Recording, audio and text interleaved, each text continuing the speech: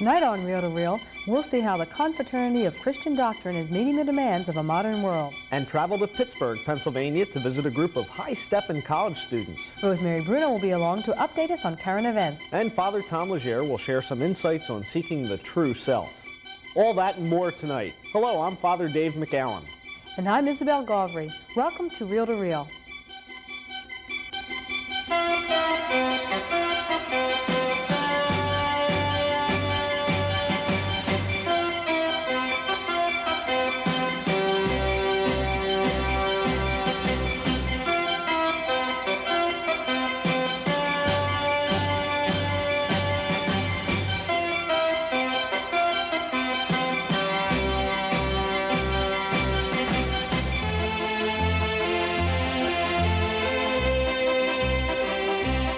Good evening and welcome to this, our first show for the month of May, the month that celebrates Mary, mothers, marriage, and hopefully good weather. By now we would normally be saying spring has sprung, but not this year. April gave us a little surprise, but hopefully we can now move into the warmer days of summer. And as you're no doubt making plans for May and beyond, so are we. Later this month, we'll be taking our show on the road again to Villanova University to tape more of our Father Legere shows, and we want to invite you, our ever-loyal viewers, to be part of the audience. We'll be taping the shows on the evenings of May 20th and May 21st, starting at about 8 p.m. If you are interested in attending, write or call us here and we'll be happy to give you more information. We'll have our address and telephone number for you at the end of the show, so get ready to grab a pen and paper. But right now, on with the show. Up first tonight, we have the story of an ensemble of college students working hard to preserve ethnic heritage. They're called the Tamburitazans and are part of the Duquesne University Institute of Folk Arts, where high-stepping your way to a degree is no laughing matter.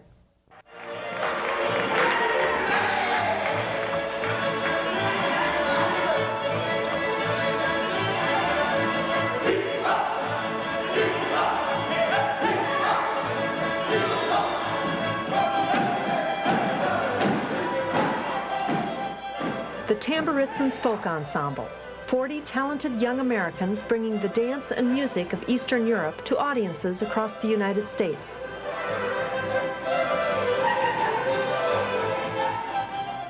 Besides the 120 concerts they give annually, each performer is also a full-time student at Duquesne, a Catholic university in Pittsburgh. Pittsburgh is a city composed of many ethnic groups.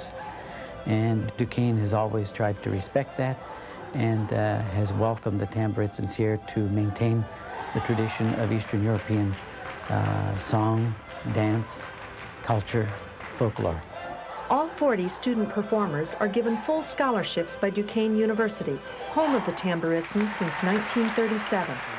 Father Donald Nesty is president of Duquesne. As you know, the various ethnic groups had a tremendous appreciation for song and dance. In every small town up and down the Monongahela Valley or the Allegheny Valley or the Ohio Valley, groups such as the Italians would have their small bands where they would maintain the tradition of playing music from the great operas and from Italian tradition. The Germans would do likewise. And the Eastern European groups, the Bulgarians, the Romanians, the Croatians, the Serbians, and so forth, also had their own small community groups which maintained the tradition of playing the tamburica, which is a small instrument that looks something like a mandolin, but it's a little bit different.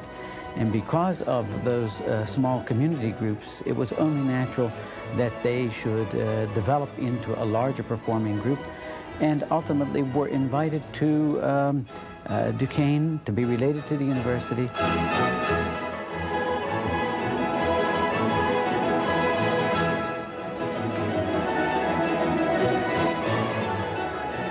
When the Tamburitans began, almost all were children of immigrants.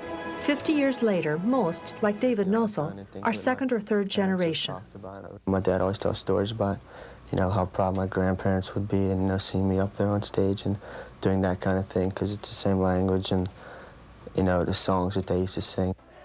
When I'm on the stage, I feel a lot of pride in what I'm doing, that I am continuing this culture, that I'm making people all over the United States aware of such diverse ethnic cultures.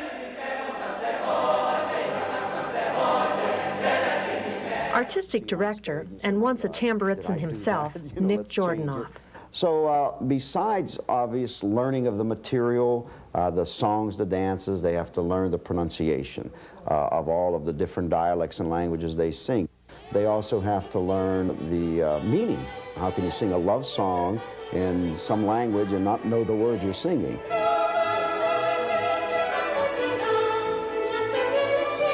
Then we have an orientation class. For example, if they're going to do something from an area of Poland, then they must know, what is Polish culture, what ethnographic region it is from Poland, what is the meaning of the dance. Another Tammy, as they call themselves, is Grace Ann Stafford. I've always performed ever since I've been 6 years old, standing in the middle of the living room telling everyone to watch me. And that was my major interest in the Tamburitzans as a dancer. But it gives you so many other opportunities to explore other things. You work very closely with a group of people your own age. You put together a show. You travel around the United States and next year around the world. I don't think there's quite anything like that in the entire country in terms of a really wonderful education. The performing group is only the most visible facet of Duquesne University's Tamburitzans Institute of Folk Arts. The Institute also has a library, museum, and archives, a major learning resource for students of Slavic cultures. Then there's the academic program. These students are taking undergraduate courses. A Master of Folk Arts is also offered.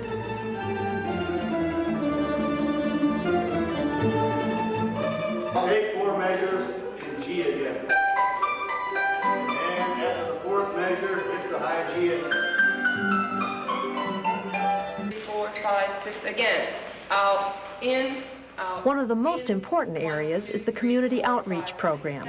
Walter Kolar, director of the Tamburitzan Institute, explains. We realized pretty early in the game of our operations that if we didn't start training young people in the traditional folk arts of that part of the world whose cultures we emphasize and represent, we realized that this was in the process of dying out and kind of vanishing from the cultural scene. So in 1954 we started a Tamburitza School of Music where we took children from 6 years of age up to 18 years of age and began to train them in the methodology of how to play a Tamburitza instrument, how to sing songs in any one of a dozen different languages, how to dance the dances of all of the East European people. This Tamburitza School of Music has since evolved into a whole community school of education and is now a very important outreach program of Duquesne University and our Tamburitzans Institute. The community schools serve another function. They act as a farm system for the performing ensemble, preparing and encouraging youngsters to apply for a performer scholarship at Duquesne.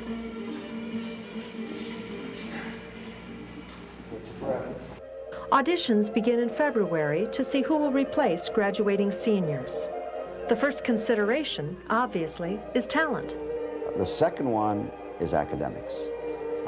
We always look for a student that is an AB student, simply because of our tremendous schedule during the course of a season.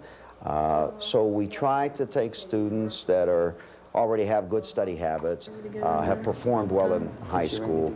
And the third is moral character. Because we live so closely together, this is a person that has got to be a little unselfish, has got to know how to bend, and has to believe in a team operation, because as an ensemble you must operate as a team. So those are the 3 things: talent, academics, and moral character. I think one thing that really attracts people to our show is the fact that we're all young people. We're not out smoking or drinking or taking drugs. We're performing, we're doing something worthwhile and putting our energies toward that. And I think and I hope that it gives people a really good perception of what the youth of today is doing. I try in a performance to do something thematic every year, maybe a Polish wedding or a Hungarian baptism or something like this, or rather than just song and dance. And I try to cover 10 to 12 cultures for variety, for entertainment purposes. So when I look at the program, I want it to be an entertaining musical, that's first. Secondly, a close second, it has to be authentic. One of my philosophies in a folk program is that you should be able to smell the earth after you see it. And a close third, it has to be educational. My feeling is that when a person comes to see a Tamburitans show, when they walk out, they shouldn't want to tell an ethnic joke. They should feel, gee, you know, these people who I've been telling jokes about all the time really have something worthwhile, and that's really the people's culture.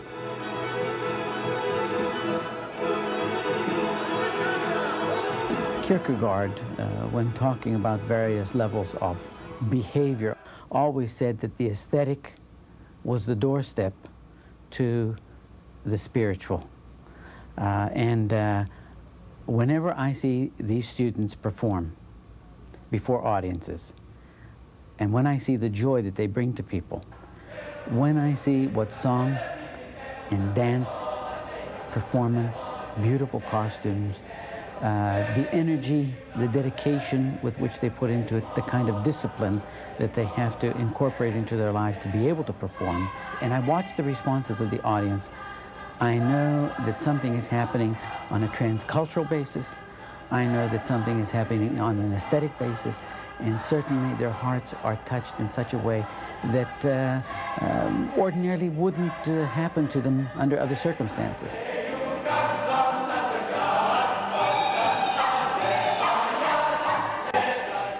Next year, the Tamburitans will be celebrating their 50th anniversary with a world performance tour scheduled for May of '87.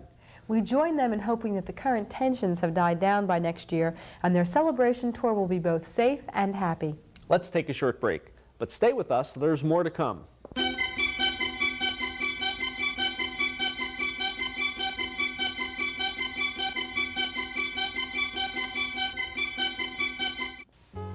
Because you love your family, now is the time to consider the financial advantages of a Donahue pre-arranged funeral. The caring, sensitive people of the Donahue Funeral Home invite you to discuss with them in the privacy of your home the many advantages of an inflation-protected Donahue pre-arranged funeral. With pre-arrangement, you can fix the cost of a funeral at today's prices permanently and gain peace of mind for yourself and your family. And that's what living is all about. I wonder how many of our viewers out there are familiar with the Confraternity of Christian Doctrine. Doesn't ring a bell? Well, it should, because it's large, very popular, operates across the country, and chances are there's one in your own parish. Need another clue? To most people, the confraternity is better known as the CCD program, which in most parishes is responsible for providing religious education to children not attending Catholic schools. In our next story, we'll take a look at how the CCD program has established itself locally, and how volunteers are taking a different approach in teaching religious values to the children of today. What is a sacrament? A sacrament is an outward sign created by Christ to give us grace. What do we mean by the Blessed Trinity? One God, Father, Son, and Holy Spirit. Who made us? God made us. These children have just been giving us, in their own words, some of the basic tenets of our Catholic faith. In the past, our Catholic education came largely through the Baltimore Catechism, with its structure of questions and answers. But in today's questioning world, it's not enough for the children simply to learn the tenets of the faith. They must understand them as well. We get a lot of questions about the Baltimore Catechism, why it's not in the hands of the students today. And one of the reasons is that a lot of the textbooks are trying to emphasize the child's life. Sister Mary Ann Johnston is the consultant for elementary CCD in the Archdiocese of Philadelphia. In fact, in a lot of the books you'll find today, the questions and answers are in the back.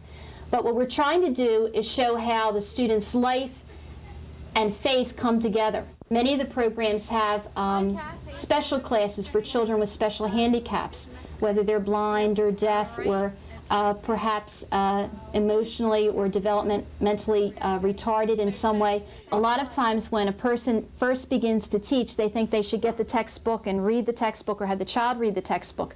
All education has to meet people where they are, you know, where our children are today. And our children are in a society that has a lot of movement, a lot of action, a lot of pictures, a lot of discussion. And for education to be good education and religious education to be good religious education, it has to meet our 1986 children in 1986. One CCD program that strives to personalize religious education is to be found at Holy Martyrs Parish in Orland, Pennsylvania. Betsy Curran, currently director of the Holy Martyrs program, has been involved with CCD since 1965.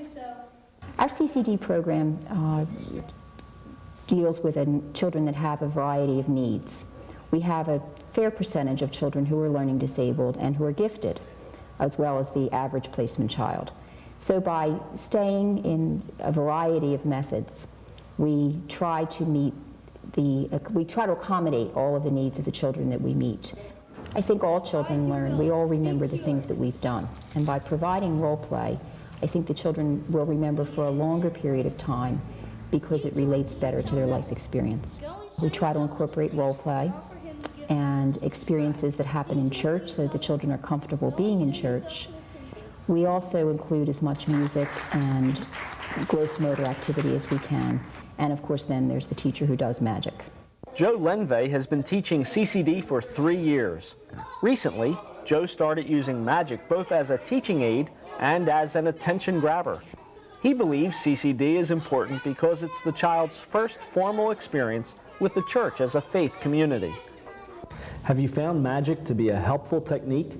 One of the things that I feel I need to do is get a better feedback, not only from the youngsters who obviously are fascinated with it just as I am, but the parents in terms of the impact in trying to carry a message through a certain aspect of our faith teaching that I'm trying to demonstrate a little bit with the magic. Also, it helps in terms of breaking up the hour that we're together. Recently, 74 catechists representing 800 years of service were honored by the Archdiocese of Philadelphia.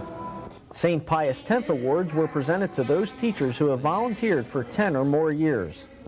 Ida DiLiberto, a CCD teacher at St. Francis Cabrini Parish in Fairless Hills, received a St. Pius X award for her 22 years of dedicated service. I know in being with all the recipients there, and when Sister said there were 800 years represented there, it gave you a rather good feeling to know that what you loved and shared was recognized. We owe a debt of gratitude to these dedicated people who week after week contribute to the vitality of the American church. And they will be handsomely rewarded. For as Matthew records in the Gospels, whoever fulfills and teaches these commands shall be great in the kingdom of God. We're going to take another short break, but stay with us, there's more to come.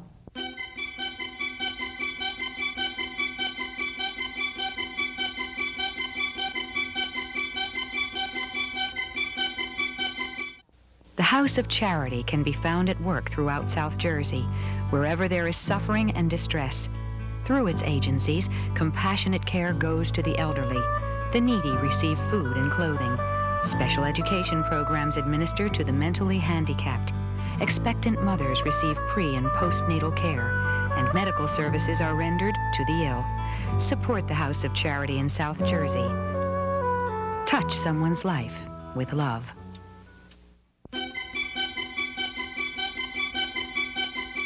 Honesty.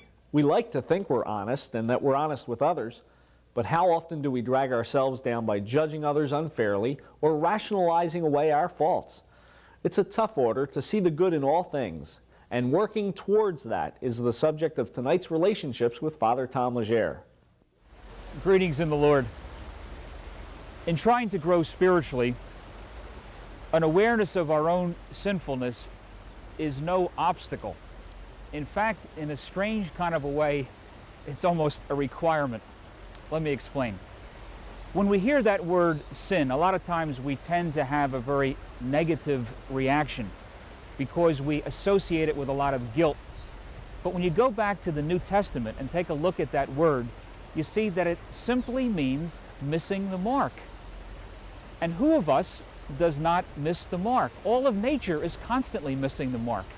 There's no such thing as a perfect day or a perfect flower or a perfect bridge. Look at this beautiful old bridge that we have here. It's charred and it's crooked and it has lovers' initials carved into it. But yet there's still kind of a beauty about it. And it's the same with people. There's no such thing as the perfect person. There's no such thing as someone who doesn't have any kind of flaws at all. When we're aware of this, this keeps us humble and it helps us avoid any kind of spiritual inflation. The one group of people that didn't get this straight were the Pharisees. The Pharisees were not bad people. They were just self-righteous. St. Paul himself was a Pharisee. But the Pharisees made the mistake of thinking that they had it all together and other people did not. They were great at pointing the finger at other people, but they found it very difficult to own their own brokenness. This is based on the mistaken notion that somehow we must earn our salvation. That's the Pharisaical mentality. That way of thinking, of course, is very reasonable. It's very American. The only thing is, it doesn't really jive with the notion of God's forgiveness that Jesus came to give us all. Jesus lets us know that salvation is a gift. It is given not because we have it all together, but despite the fact that all of us in one way or the other are broken. That's the reason that the discovery of God's love for us is always such an amazingly graceful truth. It would kind of be like going to an airport to buy your airline ticket, and you go up to the counter and you find out that the person ahead of you already paid for your airline ticket. It doesn't make any sense. It doesn't seem fair.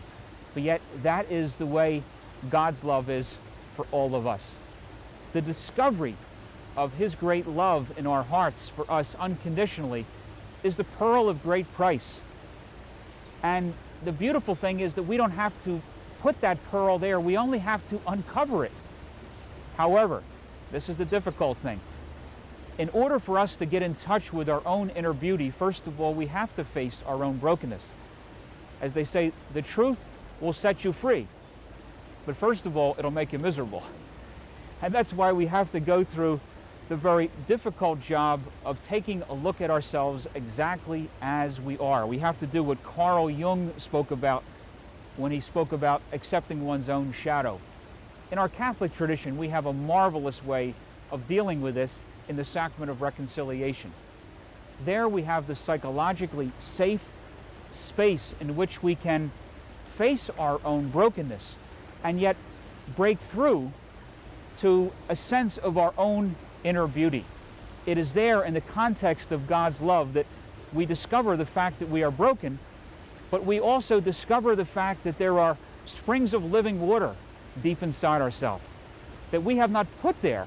It is just simply God's gift to us in Christ. It is Jesus then, through the church, that helps all of us discover the inner beauty that is already there within us all. As we announced at the beginning of the show, we'll be taping more of our special shows with Father Tom later this month. If you enjoy Father's insights, then we're sure you'll want to be part of the audience. We'll have our address and phone number for you shortly, but right now, let's visit with Rosemary Bruno, who will put us in the know. Thank you, Belle, and good evening. Today kicks off the 1986 Catholic Charities Appeal in the Archdiocese of Philadelphia. A goal of $5.8 million has been set for this major source of funding for the charitable agencies, services, institutions, and programs sponsored by the Archdiocese. Cardinal Kroll cited the appeal as an opportunity to carry out a primary work of religion, to care for God's people. This fundraising campaign will continue through May 18th. And in the Camden Diocese, the general phase of the 1986 House of Charity Appeal begins today, reaching out to individual parishes for contributions. This campaign enables many diocesan agencies to maintain their charitable and social services. Solicitation extends throughout the year with concentrated activities in April, May, and in June. Pope John Paul II made another historical gesture by praying in Rome's main synagogue. This was the first recorded visit by any pope to a Jewish house of worship since biblical times. The Pope spoke of the need to remove all forms of prejudice against Jews. Concerning the U.S. attack of Libya, the Pope expressed anguish and intense worry over the fighting and called for prayers for the victims of conflicts around the world. He also condemned terrorism and its massacres of the innocents to plead a cause. The St. Francis Medical Center in the Diocese of Trenton has officially opened a women's health care facility, prompted by the fact that 85% of all health care decisions made in the United States are determined by women in the absence of any such facility in the area. The center provides information, counseling, and diagnostic care for women of all ages. According to Mrs. Barbara Draper, director of the Women's Health Care Center, the staff develops programming to focus on the concerns voiced by women who are served by the center, as well as addressing subjects of common interest nationwide. Couples marking 25 years or more of marriage renewed their wedding vows last Sunday in both the Archdiocese of Philadelphia and the Diocese of Camden. Over 900 couples gathered with Cardinal Kroll at the Cathedral of Saints Peter and Paul to commemorate their anniversaries, while at Sacred Heart Church, Camden Bishop George Guilfoyle celebrated Mass to honor the successful marriages of over 230 couples. That's the news. For In the Know, I'm Rosemary Bruno. We close our show tonight with a final reminder that on the evenings of May 20th and 21st, we'll be taping more of our shows with Father Tom Legere at Villanova University. If you would like to meet and hear Father Legere, then get in touch with us here, but you better hurry because seating is limited. Call or write us here at Reel to Reel, 222 North 17th Street, room 907, Philadelphia, Pennsylvania, 19103. That's Reel to Reel, 222 North 17th Street, room 907, Philadelphia, Pennsylvania, 19103. Or call during business hours, 215-668-9842. That's 215-668-9842. And join us next week as we take a look behind the scenes at a local production of Godspell performed entirely by seminarians. We'll also meet veteran star of stage, screen, and TV, Mary Jo Catlett. And we'll spend a few moments with San Diego's #1 DJ, Spirited Joe Bauer. And on tonight's community bulletin board, if you are single and between the ages of 21 and 35, Epsilon Nu is looking for you. The Catholic Young Adult Club is open to all and meets every first Sunday at St. Hilary's Parish in Rydal. For more information, call 215-288-6814. Suicide and other destructive behavior in the young will be the topic of discussion at Holy Redeemer Hospital on May 13th at 7:30 p.m. Admission is free. For reservations and information, call 215-947-3000, extension 3226. Gwynedd Mercy College will conduct a summer day camp for boys and girls from ages 4 to 14 between June 23rd and August 15th. For more information, call 215-641-5575. Cardinal O'Hara High School in Springfield, Pennsylvania will hold a pro-life concert on Saturday, May 10th at 8 p.m. Proceeds will aid pregnancy crisis centers. For more information, call 215-876-6261. Join us again next week. Good night. Good night, and remember, Jesus is Lord.